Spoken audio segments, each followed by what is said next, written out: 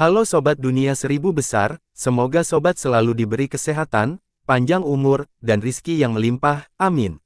Sebelum masuk ke alur ceritanya, jangan lupa dukung channel ini ya dengan klik subscribe, like, komen, dan share, terima kasih. Mari kita lanjutkan perjalanan, Li Qiye. Pusaran udara yang terbuat dari awan hitam itu tampak menyeramkan dan menakutkan, bagaikan monster purba yang ingin menghidupkan armamen Mountain. Sekte itu berada dalam keadaan waspada, anggotanya menjadi gelisah. Panggil ketua sekte. Seorang tetua panik karena pusaran air itu bergerak turun. Saat ini, pemimpin sekte mereka sedang berkumpul secara terpisah sementara tetua pertama mereka telah terbunuh dalam pertempuran. Nenek moyang mereka sedang tertidur sehingga tidak ada yang bertanggung jawab. Tapi master sekte masih. Murid itu ragu-ragu. Apa yang lebih penting daripada menghadapi potensi bencana ini? Hubungi dia. Tetua itu tegas. Sekte itu sangat membutuhkan kepemimpinan Si Yingsue saat ini. Para murid yang berpura-pura terus-menerus menyalakan pendingin udara itu. Gong tanda bahaya masih terus berlanjut. Mereka bertanya-tanya apakah musuh sedang menyerang. Hampir semua sekte pun diberitahu tentang fenomena ini dan menjadi terkejut. Musuh sudah di gerbang. Seorang pakar bertanya-tanya. Bukan musuh. Aku tidak melihat ada yang bersembunyi, ini kemungkinan besar merupakan pertanda buruk. Seorang leluhur menerbitkan surganya. Dari mana datangnya, apa-apaan ini? Yang lain ketakutan. Jika pendingin udara ini membekukan gunung persenjataan, anak sungai lain di sekelilingnya mungkin juga akan mengalami nasib yang sama. Banyak leluhur telah menggunakan surgawi mereka pada titik ini tetapi hanya melihat awan hitam, tidak lebih. Tentu saja, tidak ada satupun dari mereka yang mengira bahwa itu adalah sebuah hal. Bisakah armamen mengatasi ini? Mereka berharap armamen dapat menghentikan bencana ini. Meskipun demikian, ada beberapa kekuatan yang berharap jatuhnya armamen, berpikir bahwa mereka dapat memanfaatkannya. Apa itu? Sepertinya invasif. Ningzu juga terkejut. Pertunjukan akan segera dimulai. Li Qiye, di sisi lain, tidak menunjukkan tanda-tanda rasa ingin tahu atau terkejut. Hal ini sesuai dengan harapan. Sementara itu, sinar dari puncak leluhur terus berusaha menghentikan aliran udara agar tidak turun. Sinar itu cukup terang untuk menghentikan para penonton agar tidak menonton dengan saksama. Gemuruh. Sayang, intensitasnya yang luas masih belum bisa menghentikan turunnya gunung. Pada titik ini, pusaran udara sudah tepat di atas dan siap menghancurkan puncak gunung. Gunung persenjataan dalam bahaya. Para pembudidaya luar berteriak sambil menonton pemandangan. Aktifkan formasi. Sebuah perintah terdengar, tidak lain adalah Master Sekte Persenjataan, Si Yingsue. Dentang. Senjata-senjata di sekte itu berdenting dan berdenting sebagai respon. Bahkan senjata di luar cabang utama pun beresonansi dengan perintahnya. Perkembangan ini membuat para majikan mereka ketakutan. Gemuruh. Sinar dari seluruh sekte melesat ke langit. Mereka datang dari berbagai puncak yang terletak di sekitar pegunungan. Selanjutnya, mereka berubah menjadi senjata dewa. Satu tampak seperti pedang yang mengarah ke langit, yang lain menyerupai palu besar, lalu pedang yang membelah bumi. Ini menyerupai bendungan yang jebol karena banjir yang tak terbendung. Senjata-senjata ini memiliki aura penguasaan Dao dan dapat menekan atmosfer. Serangan dahsyat itu menghancurkan wilayah tersebut. Para petani terpaksa berlutut, tidak mampu berdiri. Formasi penguasa Dao Agung. Para penonton berteriak setelah melihat serangan itu. Si Yingsue secara pribadi mengambil alih kendali formasi besar. Ini adalah garis pertahanan. Terakhir armamen Mountain. Ledakan. Begitu ledakan transmisi udara, gelombang kejut yang tersisa membuat orang-orang berhamburan dan muntah darah. Sayangnya pusaran air itu hanya bergetar satu kali dan tidak pecah. Leluhur puncak tidak menyerah dan memancarkan lebih banyak sinar. Puncak lainnya juga melakukan hal yang sama. Sinar mereka melingkar bersama untuk membentuk sinar yang berdenyut. Sasarannya adalah pusat pusaran udara. Sayang, itu masih belum cukup untuk menghancurkan kegelapan itu. Apa-apaan benda ini? Serangan langsung dari formasi penguasa Dao Agung masih belum bisa menghancurkannya. Penonton terkejut setelah melihat ini. Beralih ke perlindungan. Si Yingsue menyaksikan dan menyadari betapa menakutkannya ekosistem udara itu. Dia memutuskan untuk mengubah strategi. Hukum Dao dari puncak-puncak tersebut menghubungkan mereka bersama-sama. Semua puncak menjadi satu hasilnya. Senjata-senjata tersebut kemudian menancapkan diri mereka ke dalam tanah dan membentuk wilayah yang tak terkalahkan. Wilayahnya berbentuk seperti benteng yang bersinar. Setiap sinar mewakili kilauan senjata unik yang diciptakan oleh puncak-puncaknya, pedang, golok, palu. Hal ini berakhir pada penghalang warna-warni untuk melindungi seluruh gunung persenjataan. Hukum Dao yang tebal kemudian terwujud dan melingkari puncak dan tanah. Selanjutnya, setiap murid diselimuti oleh lapisan cahaya. Ini menambah perlindungan bagi mereka, masing-masing memiliki rune unik yang sesuai dengan jenis senjata tertentu. Mereka merasa dipengaruhi oleh dewa. Kekuatan tak terbatas dari leluhur mereka mengalir ke dalam diri mereka. Dengan demikian, pemikiran mereka menjadi 1 atau 2 tingkat lebih tinggi dari sebelumnya, sama seperti menambahkan beberapa ratus tahun pelatihan. Sampai mati, mereka menjadi bersemangat dan semangat mereka melonjak setelah mendapatkan berkah leluhur. Mereka siap bertarung sampai mati melawan musuh manapun karena mereka tidak sendirian. Nenek moyang mereka juga ada di sini secara spiritual. Formasi pertahanan agung armamen sesuai dengan peringkatnya. Itu 2 penguasa Dao dan banyak teladanmu. Seorang leluhur dari sekte lain memuji. Ledakan, pusat udara gelap menghantam formasi besar itu sedetik kemudian. Gempa bumi dahsyat pun terjadi. Semua orang merasa seolah-olah tanah sedang ditembus.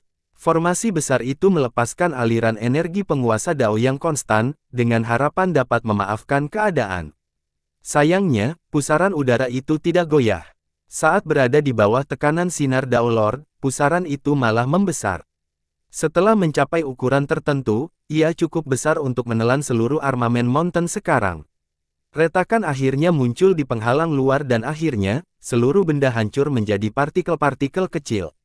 Gemuruh, ini memberi jalan yang jelas bagi refleksi udara untuk menghancurkan persenjataan. Para penonton menyaksikan dengan ngeri karena pusaran air itu sangat kuat. Formasi besar itu diciptakan oleh penguasa Dao persenjataan dan diperkuat oleh penguasa Dao kera dewa. Namun, formasi itu masih goyah hingga hari ini. Begitu gunung persenjataan runtuh, sekte-sekte di sekitarnya mungkin akan menjadi korban berikutnya. Apa-apaan benda ini? Bahkan para leluhur yang berpengalaman pun terkesiap. Mereka telah melihat banyak hal sebelumnya, tetapi pertempuran ini berbeda. Pihak lain masih belum diketahui pada saat ini. Hal ini memperbesar bahaya situasi karena kurangnya informasi. Jika penyerang adalah orang penting, armamen Mountain akan tetap mengetahui siapa yang mereka hadapi dan bersiap dengan tepat. Sayangnya mereka tidak dapat menemukan strategi dalam kasus ini. Mungkinkah ini hanya bencana alam? Seorang pakar kembali sadar dan bertanya. Tidak, bencana seperti ini tidak datang begitu saja. Lagi pula, sudah jelas apa yang menjadi sasarannya. Seorang jagoan penutup, yang lain setuju dengan ini. Bencana memiliki tanda-tanda lain seperti kilat dan guntur. Namun, ini adalah awan hitam yang berkumpul membentuk ekosistem udara. Ini tidak tampak seperti bencana alam. Tunggu, apakah ini bisa menjadi pertanda dalam legenda? Seorang murid menirunya. Mereka yang ada di perkemahan terhuyung mundur setelah mendengar kata pertanda. Mereka yang ada dalam mitos itu sangat berbahaya. Bahkan para penguasa Dao pun pernah mati karena mereka sebelumnya. Mustahil. Seorang tokoh besar kuno tidak setuju saat membandingkan keduanya, pertanda tidak seperti ini. Yang terpenting, setelah era Myriad Dao, mereka hanya akan muncul selama ujian kenaikan seorang penguasa Dao. Kemungkinan terjadinya juga sangat kecil. Armamen Mountain tidak memiliki karakter yang tak terpecahkan, jadi ini tidak mungkin menjadi pertanda. Yang lain saling bertukar pandang setelah mendengar ini. Si jagoan benar tentang pertanda itu. Lalu apa ini? Pembicaraan bermunculan di mana-mana. Saya mendengar beberapa kejadian buruk telah terjadi di sini, mungkin ada teknisnya. Seorang yang mempunyai pengetahuan luas berspekulasi. Singkatnya, tak seorang pun dapat memberikan jawaban yang dapat diterima. Gemuruh. Formasi besar itu tidak mampu menahan tekanan terus-menerus dari pusaran hitam dan berada di ambang kehancuran. Apa yang harus kita lakukan? Para pengikut armamen tidak lagi seyakin sebelumnya. Ledakan. Tiba-tiba, sebuah cahaya menguasai sekte itu dengan kekuatan ledakan sejuta bintang. Sumbernya berasal dari lokasi terdalam sekte itu. 2 sosok agung muncul. Satu sosok membawa senjata yang melayang di sekelilingnya, tampak seperti penguasa dunia. Sosok lainnya adalah kera dewa besar dengan bulu emas yang megah. Persenjataan dan Dewa Kera Dao Lord. Teriak orang banyak. Para leluhur akan melindungi kita. Para anggota armamen yang emosional terharu hingga menitikkan air mata setelah melihat penguasa Dao mereka. Aura mereka yang mengagumkan membuat orang ingin bersujud. Tentu saja, ini hanyalah niat yang ditinggalkan oleh mereka, bukan oleh para penguasa sejati. Meski begitu, mereka cukup bertenaga untuk menghentikan aliran udara yang menekan. Ledakan. Tak ada satupun di dunia ini yang mampu menahan gempuran pusaran hitam itu. Namun, kedua sosok penguasaan Dao itu telah melampaui waktu ujian. Mereka mengangkat tangan dan menghentikan aliran udara yang menghancurkan armamen Mountain. Penguasa Dao memang tak terkalahkan. Penonton terkesima melihat ini, bayangkan Anda membayangkan jika mereka ada di sini secara langsung. Hanya gambar-gambar ini saja sudah cukup mengesankan, apalagi seorang Dao Lord secara langsung. Keilahian dan aura mereka tidak akan berhenti.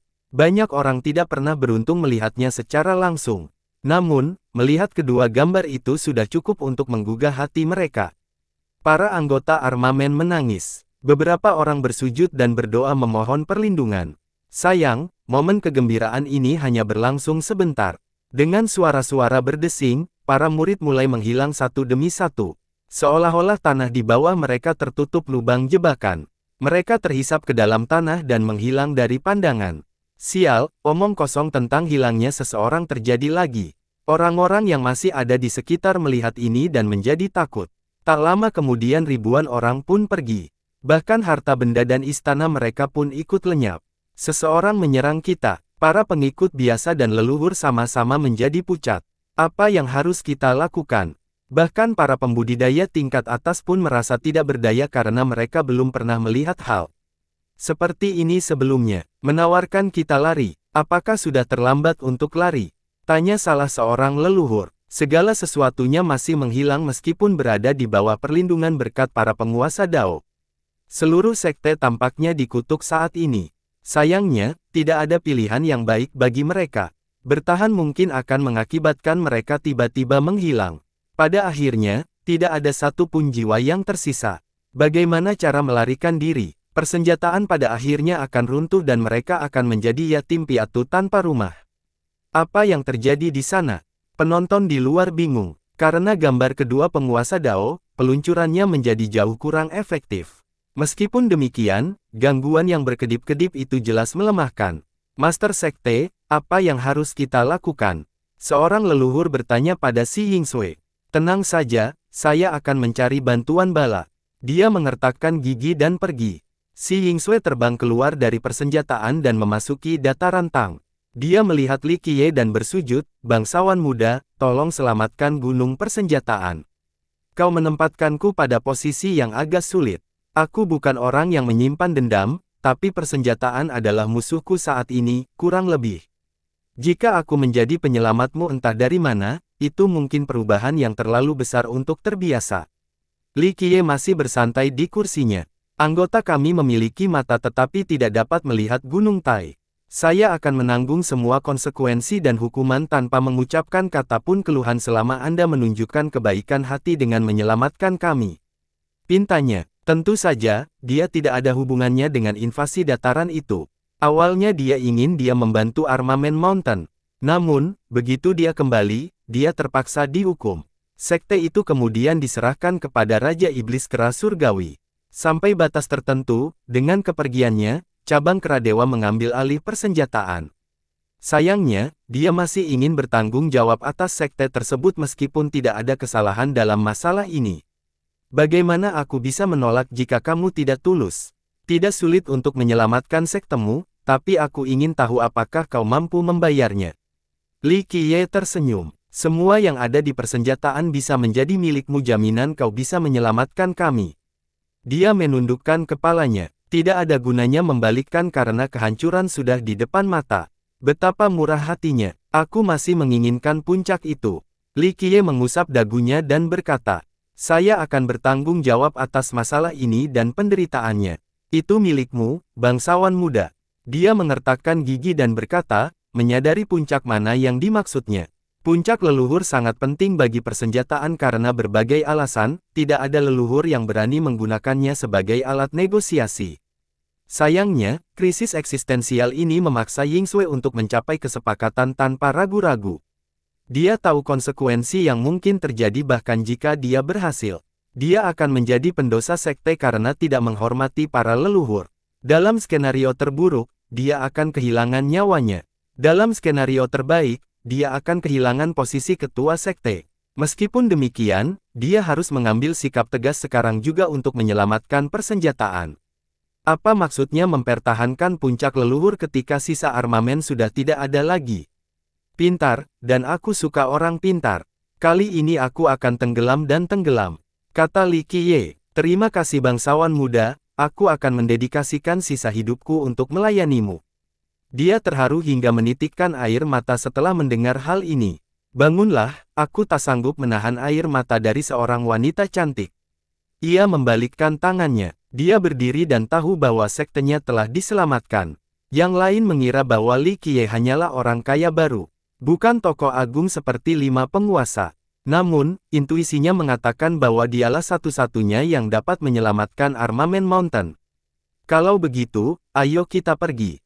Li Qiye tersenyum dan mengaktifkan kembali lingkaran bumi.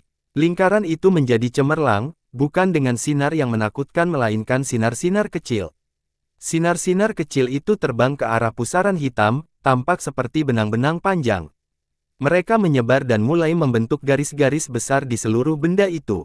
Li Qiye, penonton lainnya menjadi terkejut. Kenapa dia ikut serta? Mereka bingung dengan keterlibatannya. Bagaimanapun, dia adalah musuh armamen Mountain dan telah membunuh anggota dari sana. Dia tidak punya alasan untuk membantu mereka saat ini. Terlebih lagi, orang lain akan menendang kuda saat ia terjatuh. Ini adalah waktu terbaik untuk menghancurkan armamen Mountain dan melenyapkan musuh yang bermasalah selamanya. Namun, targetnya adalah pusaran udara. Ini hanya bisa diartikan bahwa dia membantu armamen Mountain. Orang itu benar-benar tidak terduga. Seorang tokoh besar berkomentar. Rekan-rekannya setuju dengannya. Dia istimewa karena berani menyerang para raksasa tanpa ragu. Saat ini, tidak ada orang lain yang mau membantu armamen saat dia melawan arus. Tindakannya tidak masuk akal. Akhirnya, sinar-sinar kecil itu sepenuhnya menggambarkan pusaran udara itu. Pada awalnya, para leluhur yang kuat hanya dapat melihat awan dan pusaran udara. Namun sekarang, dengan sinar Li Qiye, mereka melihat gambaran yang berbeda dari seekor binatang purba. Bentuknya menyerupai beberapa hewan, paus, ular, naga rakus. Secara keseluruhan, bentuknya memiliki banyak karakteristik yang menentukan. Jika digabungkan, bentuknya menjadi sesuatu yang belum pernah terlihat sebelumnya. Apa itu? Para penonton menjadi penasaran. Gambar itu memancarkan aura purba seolah-olah itu adalah binatang buas asli, bukan lukisan yang terbuat dari sinar. Mungkinkah benda ini tersembunyi di balik pusaran air? Inikah yang mencoba menghancurkan persenjataan? Seseorang berspekulasi. Dari mana asalnya? Tanya yang lain. Karena benda ini cukup kuat untuk membuat armamen tak berdaya, benda ini pasti sangat terkenal. Namun, tak seorang pun di sini yang tahu. Itu pasti dari daerah terlarang. Kata yang lain. Orang-orang saling bertukar pandang. Mereka memiliki pemahaman yang dangkal tentang makhluk-makhluk di zona terlarang ini. Hanya penguasa Dao yang mengetahui informasi jenis ini. Berdengung, ruang tiba-tiba bergetar seolah-olah ada kekuatan tak dikenal yang diaktifkan. Sinar yang membentuk pusaran udara tiba-tiba menyatu membentuk cahaya yang menyilaukan. Cahaya itu tampak seperti lencana emas dengan rune Dao rumit yang ditempatkan dengan cara tertentu. Kerumitan rune tersebut tidak dapat dipahami oleh para penonton dalam waktu singkat. Baiklah, saatnya aku berolahraga. Li Qiye bangkit dan mencium tubuhnya. Aku mengandalkanmu, bangsawan muda. Ying Sui menundukkan kepalanya. Li Qiye maju satu langkah dan muncul tepat di sisi belakang hitam. Apa yang dia lakukan? Teriakan seorang penonton. Apakah dia akan mengalirkan udara secara langsung? Semua orang mulai berspekulasi. Ingat, bahkan niat yang ditinggalkan oleh dua penguasa Dao yang diberdayakan oleh dasar persenjataan tidak dapat mengalahkan pembekuan udara, tidak seorang pun mengira Li Qiye memiliki kesempatan. Mereka melihatnya menyentuh lencana itu. Tangannya di sekelilingnya seolah-olah itu adalah portal. Ia kemudian menghilang dari pandangan seolah-olah ia tersedot oleh pusaran udara. Apakah kamu melihatnya? Apakah dia sudah dimakan? Tanya seorang yang ketakutan. Tidak. dia masuk pusaran udara, jawab seniornya. Menurut pendapatku, formasi di dataran itu, entah bagaimana berhubungan dengan pusaran hitam ini. Li Qiye mampu terhubung dengan kerangka kumparan itu dengan menggunakan sinar-sinar itu. Ini bukan usaha yang gegabah dan tidak direncanakan, kata seorang leluhur. Berapa banyak lagi rahasia yang disembunyikan oleh dataran ini? Tanya yang lain. Pada titik ini, mereka mengira dataran itu memiliki fondasi yang lebih kuat dari gunung persenjataan. Keluarga Tang adalah keluarga yang tidak penting, bagaimana mereka bisa memiliki begitu banyak sumber daya? Seseorang dari generasi sebelumnya bertanya. Jangan lupakan leluhur mereka, penemu metode jatuhnya uang. Hanya saja seni ini hilang seiring berjalannya waktu. Jawab salah satu leluhur. Ya, seni itu memang luar biasa, tapi aku tidak peduli seberapa kaya dia dulu, seorang penguasa Dao tetaplah lebih unggul, dan armamen punya dua. Si pembicara pertama membalas. Tidak ada yang menanggapi hal ini karena rasa hormat mereka terhadap para penguasa Dao. Meskipun demikian, mereka tetap kagum bahwa klan ini menunjukkan keuntungan berkat Li Qiye. Jadi, apa isinya? Tanya seorang penonton. Siapa yang tahu, mungkin dia tidak akan pernah bisa kembali. Yang lain pasti senang mengungkap kematian Li Qiye. Sungguh sayang sekali, hartanya akan ikut bersamanya, kata seorang pakar mengenai warisan terkemuka. Dunia yang independen menanti Li Qiye setelah melewati lencana emas. Itu adalah cuaca buruk, dunia yang belum digali. Energi kekacauan di kawasan tersebut. Ini adalah awal sebelum terbentuknya 3000 dunia. Karena padatnya energi di sini, tempat ini adalah tempat terbaik untuk ekosistem. Sesi singkatnya saja sudah cukup bermanfaat. Siapakah kamu? Sebuah suara berwibawa terdengar dari atas. Para pendengar akan langsung bersujud karena takut karena suara itu dapat menggetarkan hati Dao. Ini seperti pembuangan ke wilayah tak berujung. Di tempat ini, para pendengar hanyalah serangga sementara suara itu milik makhluk di atas 9 langit, Dewa Purba. Tentu saja, ini sama sekali tidak efektif melawan Li Qiye. Seseorang yang seharusnya ada di sini. Li Qiye tersenyum. Sujudlah di hadapanku. Suara berwibawa itu masih angkuh dan tidak terputus. Aku rasa kamu tidak akan mampu mengatasinya. Li Qiye tersenyum. Suara itu berbicara lagi, nenek kakekmu memujaku, jadi jika kamu ingin menikmati berkat yang sama, bersujudlah sekarang dan aku akan memaafkan keangkuhanmu yang bodoh itu. Orang ini mengira Li Qiye adalah keturunan Tang. Sayangnya, aku bukan anggota Tang. Li Qiye menggelengkan kepalanya. Siapa kamu? Bagaimana Anda mengetahui rahasia mereka? Tanya suara itu. Aku khawatir kamu akan terkejut setelah mengetahuinya. Li Qiye tersenyum. Kesombongan yang tak tahu malu, tidak menyadari bahwa aku adalah penguasa 9 langit dan 10 bumi. Dewa dan iblis memberi izin kepada saya, tidak ada yang berani tidak menghormatiku dalam perjalanan waktu yang panjang. Tekanan dari suara itu semakin kuat. Para pendengar akan merasakan beban yang sangat berat menekan bahu mereka, yang mampu meremukkan tulang mereka. Ini adalah indikasi kekuatan makhluk ini. Baiklah, jangan main-main lagi. Li Qiye mengulurkan tangan dan menggenggam langit dan bumi. Ia memancarkan sinar cahaya yang menembus dunia ini, lebih dari cukup untuk menghancurkannya. Tidak ada aura yang menekan atau ledakan keras. Meskipun demikian, sinar itu tampaknya mengecilkan segala sesuatu di dunia ini menjadi versi mini dibandingkan dengan Li Qiye yang besar.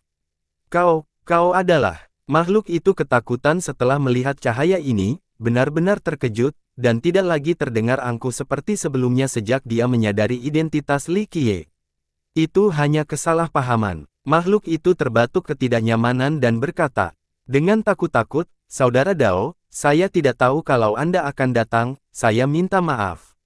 Seolah-olah seorang intelektual muda sedang meminta maaf kepada Li Qiye karena melakukan kesalahan.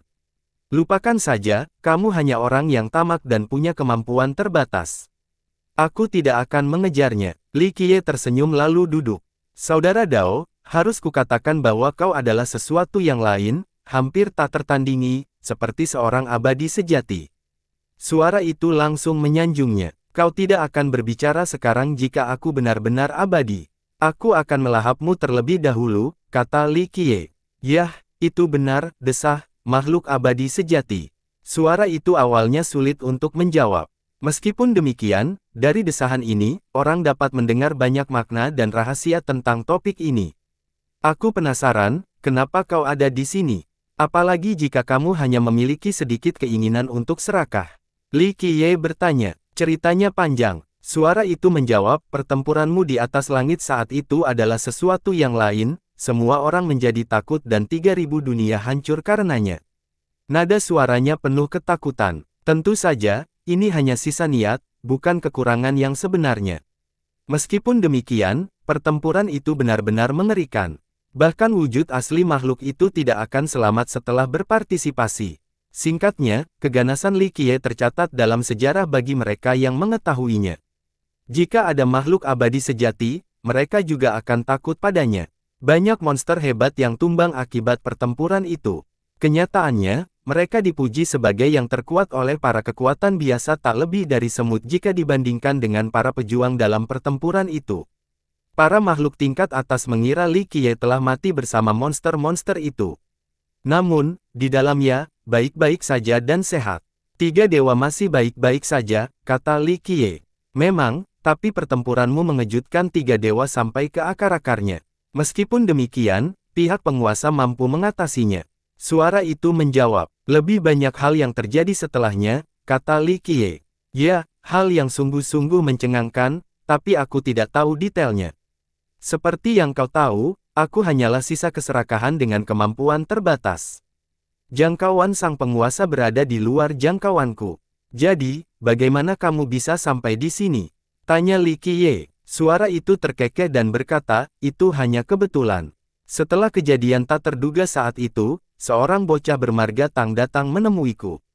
Tang Ben, Li Qiye menambahkan, ya, itu dia. Klannya punya sejarah panjang dan entah bagaimana dia berhasil menemukan petunjuk yang cukup untuk menemukanku. Sungguh terpana tentang Tang, mereka pernah berkembang pesat. Apa yang seharusnya dilupakan justru diingat bahkan setelah bertahun-tahun. Li Qiye mengangguk. Ya, saudara Dao. Suara itu berkata, anak nakal itu awalnya membuatku kesal, tetapi dia tidak mau berubah, dan memilih untuk menjadi dirinya sendiri. Dia terus mengoceh dan membuat kesal. Dia pasti punya ide bagus karena dia berhasil menjanjikanmu. Li Qiye tersenyum. Seharusnya aku menamparnya sampai mati sejak awal. Sekarang, aku di sini di tempat kumuh ini, bukannya di 3 dewa. Suara itu berkata dengan nada menyesal. Mereka dibujuk oleh Tang Ben saat itu dan memutuskan untuk meninggalkan Three Immortals. Semua situasi yang tepat memberi mereka jalan yang aman. Hal-hal yang tidak terduga terjadi kemudian dan macet di Eight Desolaces. Lucu sekali, bocah itu tidak jahat. Li Qiye tersenyum. Ya, dia punya beberapa harta karun yang luar biasa. Masalahnya adalah sifat pemalu, selalu takut mengingatnya. Masalah dengan 3 orang abadi itu sudah lama terjadi. Saya yakin jika mereka peduli, dia tidak akan bertahan selama itu. Kata Li Qiye, aku juga sudah mengatakan hal itu kepadanya, tapi dia selalu merasa bersalah dan tidak berani menghadapinya. Suara itu menjawab, apa yang akan terjadi selanjutnya? Dia tidak mungkin meninggal secepat itu. Li Qiye bertanya, seseorang datang. Suara itu tiba-tiba menjadi serius. Seseorang datang. Li Qiye kembalinya sambil membuka matanya. Anak nakal itu ketakutan setengah mati setelah mengetahui hal itu. Suara itu mengungkapkan, bagaimana dia tahu, klannya memang hebat, tetapi jika orang itu datang, dia tidak lebih dari seekor semut. Li Qiye bertanya, terjadi penandatanganan besar. Bocah itu jadi sangat takut dan sejujurnya, saudara Dao, saya juga begitu. Kata suara itu, si bocah nakal itu meninggalkan segalanya dan melarikan diri setelah mengetahuinya. Sedangkan aku terjebak di tempat kumuh ini dan tidak tahu kemana dia pergi. Suara itu mengenang, sepertinya tidak perlu. Memang benar, kekayaannya dianggap luar biasa bagi orang biasa, tetapi tidak akan mampu menarik perhatian orang itu. Li Qiye menggelengkan kepalanya. Seperti yang sudah kukatakan, dia punya hati nurani yang bersalah. Dia mewarisi beberapa hal yang tidak boleh diketahui publik, itu sebabnya dia langsung kabur. Suara itu terseduh-seduh. Tang Ben memiliki latar belakang yang istimewa dan misterius. Kekayaannya juga luar biasa. Itulah alasannya ia menjadi salah satu orang terkaya di Eight Desolaces meskipun ia orang luar. Namun, beberapa hal tentangnya lebih baik dilupakan dan disembunyikan. Jika tidak, dia tidak hanya akan menjadi salah satu orang terkaya di Eight Desolaces, tetapi juga orang terkaya sepanjang masa. Sudah cukup lama masa lalu menjadi masa lalu. Jika tidak, dia tidak akan bisa lolos begitu saja. Berbagai masalah akan terselesaikan sebelum pertempuran besar di Three Immortals. Kata Li Qiye, dia tahu tentang masa lalu dan latar belakang Tang Ben. Hanya saja dia tidak mempedulikannya karena itu bukan urusannya. Tiga dewa abadi tidak lagi sama, itulah kenapa bocah nakal itu menyeretku ke sini bersamanya. Kata suara itu, meskipun tidak ada firasat buruk, niat keserakahan ini masih merupakan makhluk tertinggi dan mengetahui banyak hal. Lalu bagaimana denganmu? Mengapa kamu ada di sini? Li Qiye tersenyum dan bertanya. Bangunan Tang Ben adalah satu hal, tetapi makhluk agung ini tentu punya alasan lain untuk datang ke Eight Desolaces.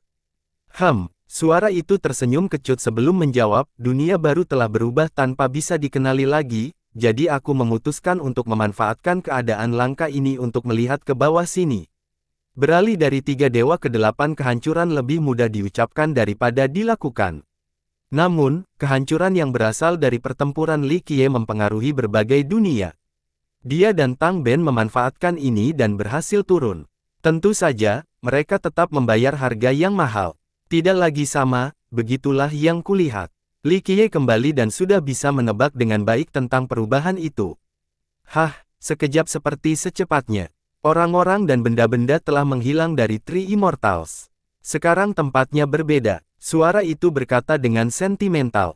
Itu tidak bisa dihindari. Li Qiye berkata dengan tenang. Terlalu dini, kata suara itu.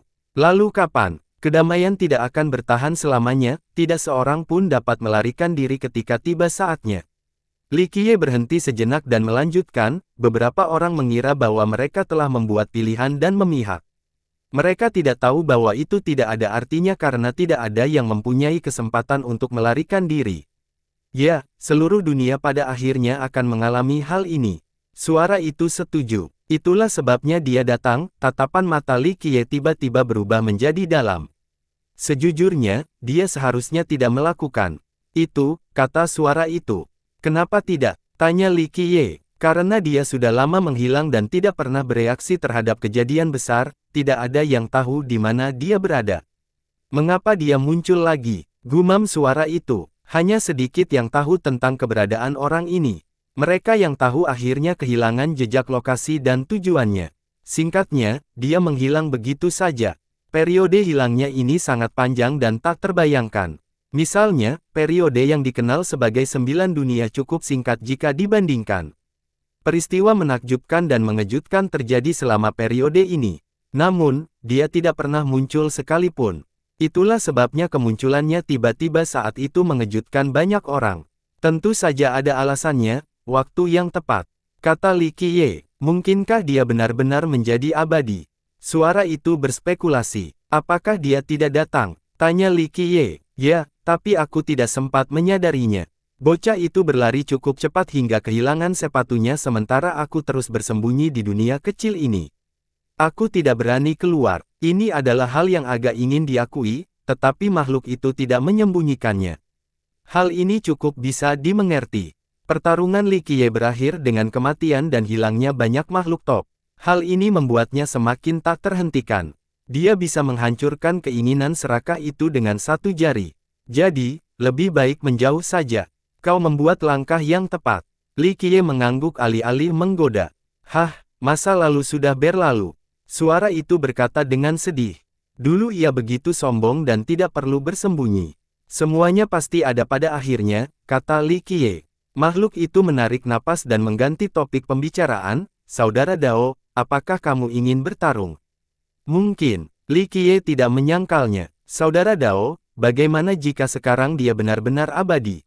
Apakah kamu masih percaya diri? Tanya suara itu. Siapa yang tahu? Siapakah yang pernah bertarung dengan seorang abadi sejati sebelumnya? Harus bertarung untuk mengetahui penjelasannya. Li Qiye tersenyum. Di zaman dahulu kala, beberapa penguasa monster pernah melawannya. Sayangnya, bertahun-tahun telah berlalu dan dia tidak lagi sama. Bahkan makhluk seperti mereka tidak dapat memberikan analisis yang masuk akal. Mari kita beranggapan bahwa dia adalah makhluk abadi sejati, bukankah seharusnya dia mengunjungi medan perang terakhir? Suara itu berpikir sejenak sebelum bertanya. Menantang surga yang jahat, Li Qiye mendengus. Ya, itu seharusnya menjadi tindakan yang logis, tetapi sebaliknya, dia tetap bersikap pasif dan kemudian tiba-tiba muncul di Eight Desolaces. Kata suara itu, memang menarik. Li Qiye tersenyum, dia selalu mencari kesempurnaan, tetapi jika semuanya sempurna, kesempurnaan ini akan menjadi kelemahan yang fatal. Menjadi sempurna adalah kelemahan yang fatal. Suara itu menyajikan hal ini. Akhirnya, percakapan itu berakhir. Suara itu berkata, jalan Grand Dao tidak ada habis menujunya, sehatlah, Dao Brother. Ya, kita akan bertemu lagi suatu hari nanti. Li Qiye tersenyum. Meskipun aku belum pernah bertemu dengannya, ku dengar dia datang ke suatu tempat yang dikenal sebagai Cloud Dream Lake dan mendapat tantangan. Suara itu mengungkapkan, Danau Mimpi Awan, sepertinya ada alasan untuk pergi ke sana. Li Qiye berkata dengan serius. Tidak mungkin mengetahui detail pertempurannya, tapi karena dia bergerak lagi, hasilnya cukup jelas.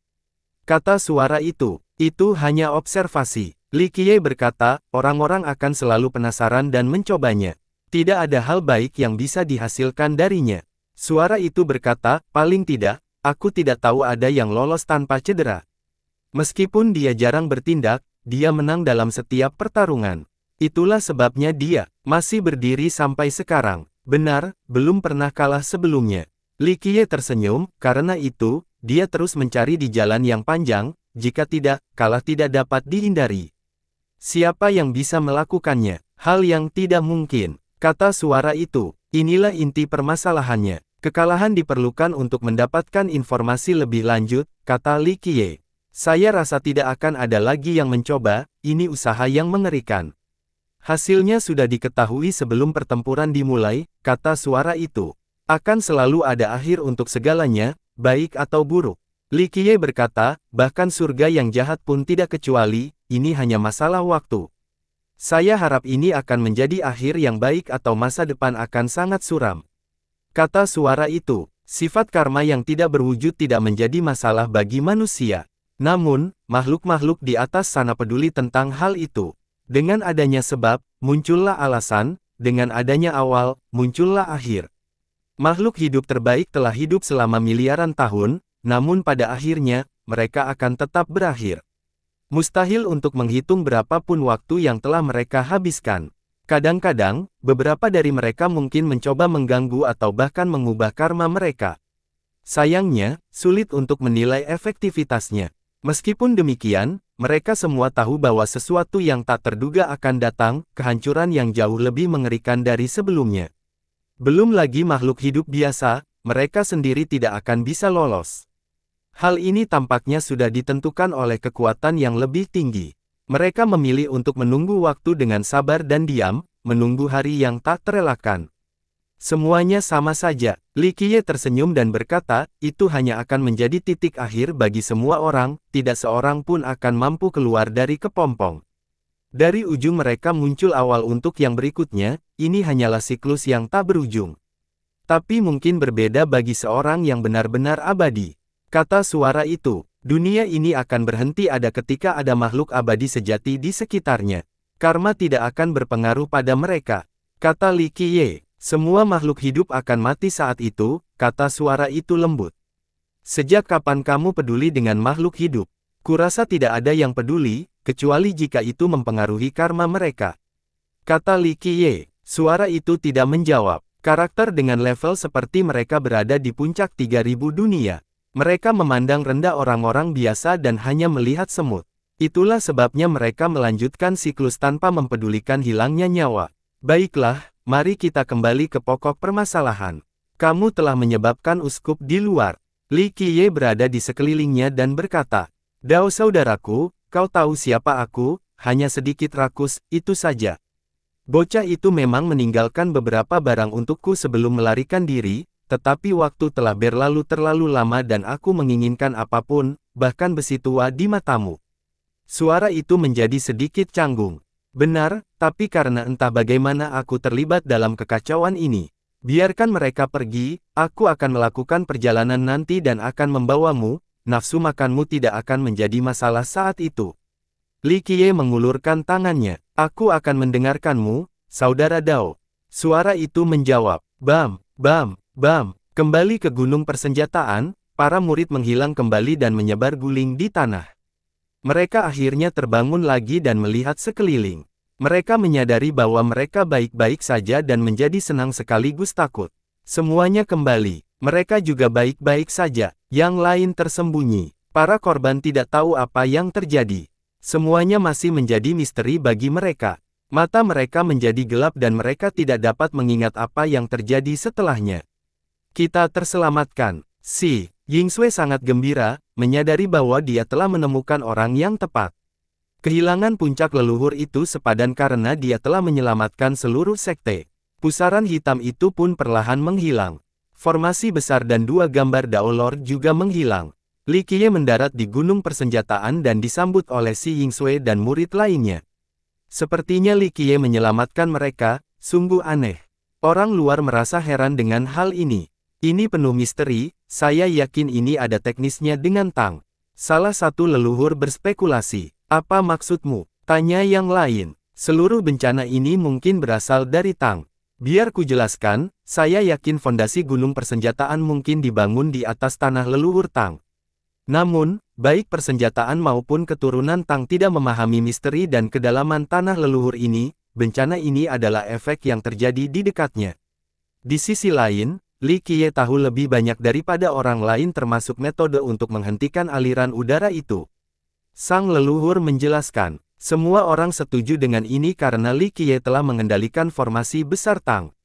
Mereka juga berpikir betapa menariknya bagaimana orang luar berhasil menguasai tanah yang menakjubkan ini. Bagaimana mungkin dinasti Tang tidak memiliki petunjuk setelah jutaan tahun? Orang luar tahu lebih banyak daripada mereka. Seorang pakar bertanya, siapa yang tahu? Mungkin ada arsitektur di sini. Leluhur Tang dulunya sangat kaya. Li Qiye juga begitu. Mungkin yang terakhir memperoleh warisannya. Kata seorang tokoh besar. Itu mungkin menjelaskan mengapa Li Qiye menguasai dataran itu. Yang lain setuju. Mereka mengira Li Qiye ada secara garis besar dengan leluhur dinasti Tang. Itu akan menjelaskan semuanya. Selanjutnya, Armament Mountain memperlakukan Li Qiye sebagai tamu terhormat dengan tingkatan tertinggi. Ia menikmati perlakuan dan keramah tamahan terbaik yang mungkin. Mereka juga tidak pernah menyinggung para pengikut yang membunuhnya karena dia telah menyelamatkan sekte mereka. Perseteruan sebelumnya tampak tidak berarti jika dibandingkan.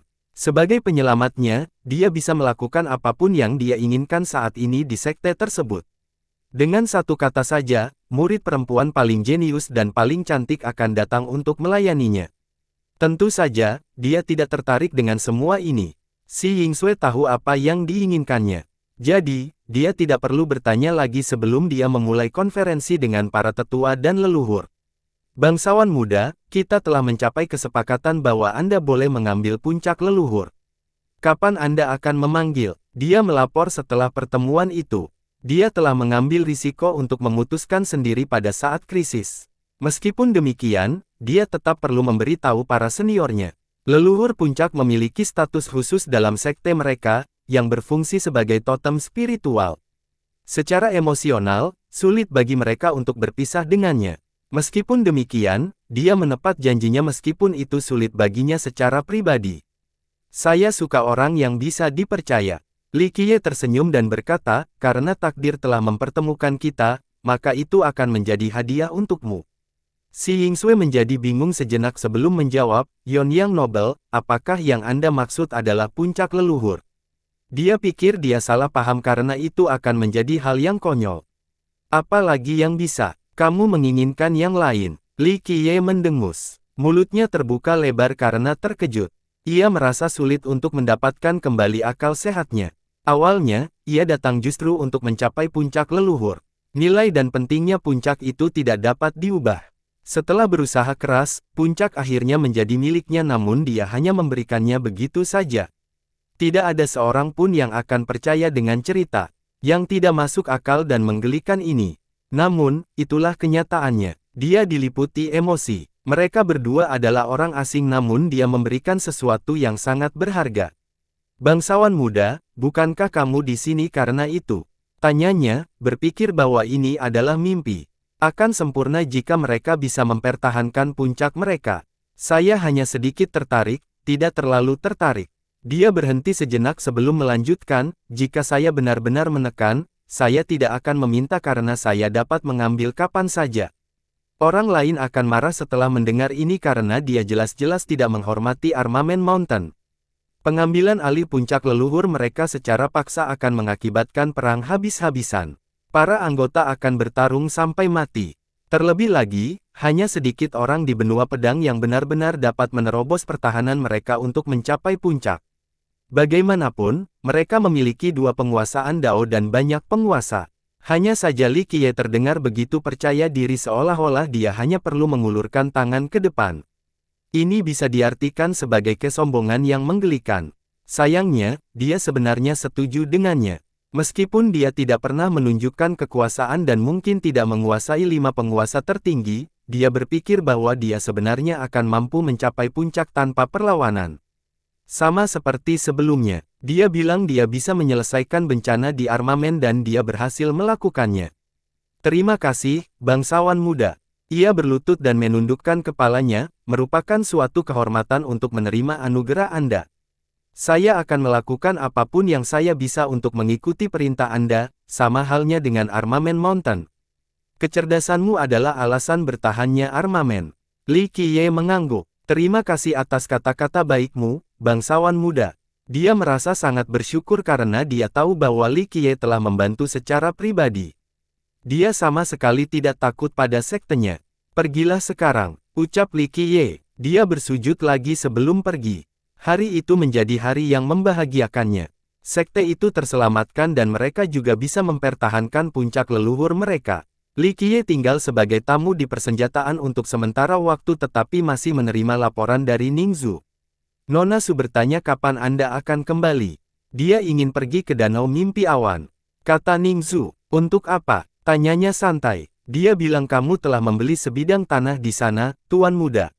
Namun, pihak lain menolak untuk menghormati transaksi tersebut sehingga dia harus pergi ke sana dan mengambil kembali dengan paksa, kata Ningzu.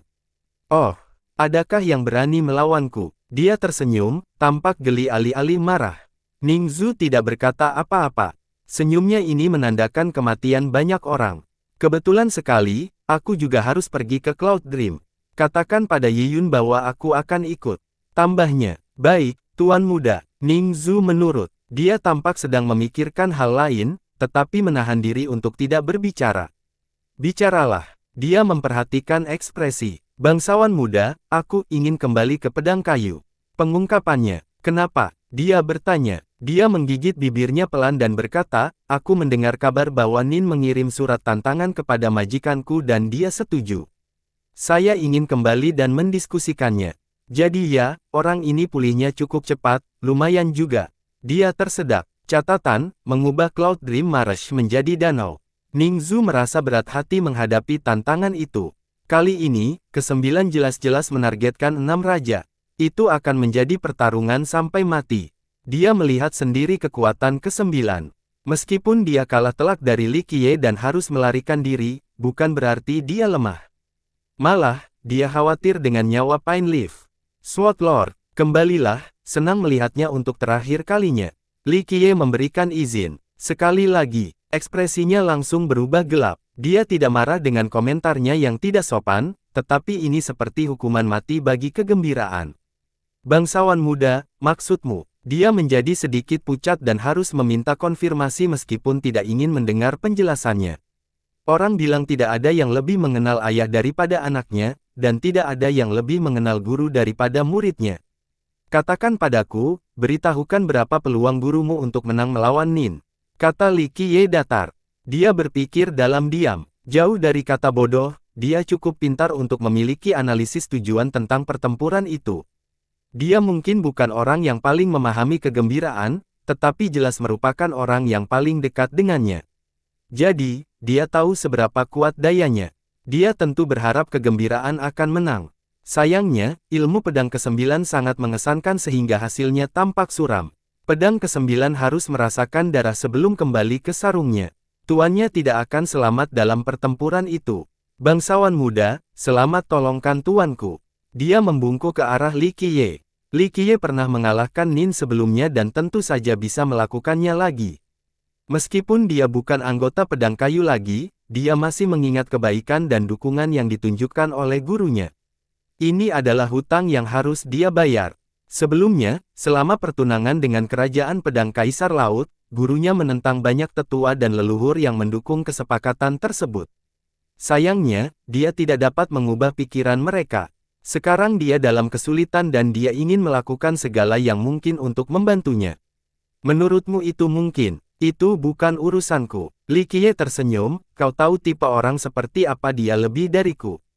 Ning Zhu membengkokkan. Ya, gurunya akan menolak bantuan Li Qiye. Sebagai Raja Pedang Kayu, dia tenang dan fleksibel. Namun, sebenarnya dia adalah orang yang sombong. Jika tidak, dia tidak akan menerima tantangan itu secepatnya. Yang lain akan mengulur waktu lebih lama jika mereka tidak sepenuhnya yakin akan menang. Oleh karena itu, ia tidak mau menerima bantuan dari siapapun dan lebih memilih bertarung secara adil, dengan mengandalkan kekuatan sendiri. Setiap orang punya keinginannya sendiri. Kamu tidak bisa mengambil keputusan untuknya, kata Li Qiye. Dia menghela nafas setelah mendengar ini. Keterlibatannya yang tidak diinginkan mungkin justru merugikan reputasinya. Saya mengerti. Dia membungkuk setelah menyadari ketidaksopanannya. Kembalilah dan temui dia untuk terakhir kalinya. Aku harus pergi ke Cloud Dream bersama Yi Yun untuk melihat siapa yang cukup berani untuk tidak membayarku. Dia tersenyum. Ning Zhu hanya menyalakannya saat ini. Dia membungkuk sekali lagi ke arah Li Qiye dan mengucapkan selamat tinggal. Cloud Dream adalah danau terbesar di benua pedang. Jika dilihat dari tepian, danau itu tampak seperti lautan tanpa batas. Selain itu, sungai ini juga terkenal dengan arusnya yang deras. Seorang pembudidaya yang lemah pasti akan tenggelam jika terjatuh. Namun, ukuran dan kekacauannya bukanlah karakteristik utama. Kota ini paling terkenal karena menduduki dan banditnya. Setiap kali nama Cloud Dream disebutkan, orang-orang akan langsung berpikir tentang aspek yang kurang mengenakan ini. Di sana terdapat banyak pulau, rumah bagi berbagai kelompok bandit. Meskipun jumlah penduduknya sangat banyak, mereka semua menyatakan kesetiaan kepada Cloud Dream King, penguasa Dark Gale. Tentu saja, orang luar lebih suka menggunakan gelar lain untuknya, Bandit King. Kenyataannya, Dark Gale memiliki sejarah yang lebih tua dari Armament Mountain atau Virtuous School. Beberapa orang bahkan percaya bahwa itu mungkin merupakan keturunan tertua di benua pedang. Kam bandit ini telah melakukan banyak tindakan keji termasuk membunuh murid-murid dari para raksasa. Anehnya, Kam ini bertahan sepanjang masa, tidak seorang pun pernah mendengar tentang ekspedisi melawannya. Bahkan para penguasa Dao pun menjaga jarak dari Dark Gale alih-alih menghancurkannya. Bagaimanapun, bandit biasanya dianggap sebagai penjahat yang tidak bermoral, tetapi yang terpenting, lemah. Kekuatan terorganisasi apapun seharusnya dapat mengalahkan mereka. Namun, hal ini tidak terjadi di sini, yang membuat semua orang terkejut. Beberapa orang berhubungan hal ini dengan keberadaan para ahli yang kuat di Kam tersebut, seperti Raja dan leluhurnya. Raja Cloud Dream adalah salah satu dari 6 Master Sekte, jadi dia tidak kalah hebat. Namun, legenda mengatakan bahwa ada leluhur yang takut di sana dengan gelar Nightloom, yang mampu melawan 5 penguasa dan harus licik penguasa kota suci. Singkatnya, dia adalah salah satu yang terkuat di benua pedang, alasan ketahanan Dark Gale. Beberapa pihak tidak setuju dengan anggapan ini karena Dark Gale telah ada sejak lama sebelum pendahulunya. Pasti ada alasan lain di balik keberhasilannya. Sayangnya, dunia tidak dapat memberikan dukungan yang konkret. Para penguasa Dao yang mengetahui alasan sebenarnya juga tidak pernah memberitahu dunia. Tempat itu akhirnya menjadi surga bagi para penjahat dan mereka yang punya rahasia untuk disembunyikan. Banyak yang punya musuh kuat juga memilihnya sebagai rumah baru mereka. Danau itu memiliki 18 pulau terkenal, yang terkuat di antaranya adalah Dark Gale. Seluruh wilayah itu berada di bawah kekuasaan Dark Gale. Jadi, agar bisa tinggal di sini dengan aman, seseorang harus membayar cukup uang kepada Dark Gale dan mendapatkan perlindungan mereka. Ini membuat mereka kebal terhadap kemiskinan. Tidak melakukannya cukup berisiko. Beberapa murid dari Sekte Papan Atas sombong dan percaya diri dengan keterampilan mereka. Mereka memasuki Dark Gale sendirian dan tentu saja, akhir cerita ini tidak indah. Preseden ini telah ditetapkan selama berabad-abad. Orang-orang datang ke Dark Gale dan membayar biaya agar tetap hidup. Mereka akhirnya bergabung dengan berbagai kaum bandit juga. Seiring berjalannya waktu, wilayah itu dipenuhi dengan naga-naga tersembunyi dan harimau-harimau yang sedang berjongkok. Tidak ada kekurangan pembudidaya yang kuat. Ada alasan lain mengapa danau ini populer di kalangan muda maupun tua. Danau ini juga berfungsi sebagai pasar gelap yang luar biasa tanpa aturan. Barang-barang curian dijual tanpa hukuman apapun. Harta karun dengan asal-usul yang dianggap masih bisa dijual. Dengan menggunakan surga, seseorang dapat melihat garis samar pulau-pulau tersebut. Beberapa tersembunyi dalam kabut dan memiliki ciri fisik yang berbeda-beda. Derap langkah pasukan yang keras dapat terdengar dari cakrawala. Spanduk mereka berkibar tertiup angin sementara harta karun mereka menyelesaikan area tersebut. Terdiri dari puluhan ribu anggota, sebagian besar adalah wanita cantik. Mereka juga tidak mengenakan seragam. Beberapa orang mengenakan pakaian tipis dan cukup kecil untuk menampilkan lekuk tubuh mereka. Yang lain memilih gaun yang cukup tebal untuk menyembunyikan kulit putih mereka. Beberapa memilih gaun kerajaan dan memancarkan aura bangsawan. Penonton akan terpesona oleh kelompok ini karena keindahan dari semua jenis dapat dilihat di sini, seksi, dingin, heroik. Mereka menunggangi binatang-binatang yang luar biasa, ras yang baik, burung-burung berwarna-warni, gajah-gajah yang besarnya seperti gunung. Perjalanan mereka diiringi ledakan-ledakan keras dan gempa bumi. Setiap spanduk memiliki karakter, Li, yang diukir di atasnya. Menggunakan benang emas. Hal ini menghasilkan cahaya yang menyilaukan, sehingga sulit untuk melihatnya secara langsung. Di atas mereka ada makhluk-makhluk terbang, elang darah besar, ular awan, burung petir. Dari kejauhan, ia tampak seperti seorang penguasa tertinggi yang ditemani oleh peri yang tak terhitung banyaknya. Semua orang tercengang karena tidak ada seorang pun di benua pedang yang bepergian dengan kemewahan dan pemborosan semahal ini. Yang paling mengejutkan adalah benteng terbang di tengahnya. Kereta naga Wind Rider, bukankah ini kereta termahal yang dijual dalam gaya archaik? Mulut seorang ahli menganga. Ya, dan benteng itu bernama Cloud Reading, yang termahal di balai lelang Li. Benteng itu sudah dijual selama 5.000 tahun. Yang lain mengenali kota terbang itu. Apakah kamu melihat cahaya itu? Itu seharusnya berasal dari Tandu Raja Abadi, salah satu harta karun terbaik dari kerajaan Sungai Abadi. Mengapa ada di sini? Seorang melibatkan tua menyaksikan cahaya menakjubkan yang datang dari kota. Itu belum semuanya, lihatlah singgasana itu lebih dekat. Seorang leluhur menerbitkannya dan berkata, itu adalah singa emas keberuntungan yang ada di sebelahnya. Aku ingat harganya, 1.300.000.000. Saya melihat elang Dewa 9 Cakrawala bertengger di balok itu juga, di sana. Seorang lelaki tua bermata tajam melihat seekor elang berputar dengan cahaya ilahi. Mata setajam pedang. Ikan yang mengapung di sekeliling singgasana itu adalah ikan 5 elemen, ia sangat kuat. Seorang leluhur lagi mengingatkan, siapa dia? Jangan bilang kalau dia salah satu dari 5 penguasa tertinggi. Tanya seorang pemuda. Tidak, ini Li Qiye. Seorang leluhur yang lebih tua menjawab. Begitu legiun itu cukup dekat, mereka melihat pria yang terbaring malas di atas tahta, Li Qiye.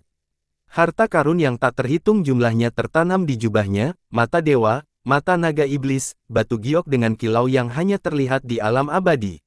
Masing-masing harta karun ini memancarkan tekanan luar biasa kepada para penonton. Sial, bukankah itu jubah permata suci? Kurasa penguasa kota roda 9 pernah berpikir untuk berinvestasi, tetapi menyerah karena harganya yang sangat mahal. Kata seorang penonton, itu semua tidak ada apa-apanya dibandingkan dengan apa yang ada di atas kepalanya. Seorang penguasa suci berkata kepada banyak orang.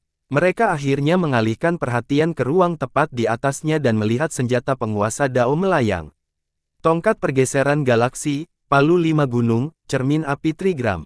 Aura mereka dapat menghancurkan langit dan membuat penonton ketakutan. Melihat satu orang saja sudah sulit dan langka, apalagi melihat begitu banyak orang di satu tempat. Bersambung.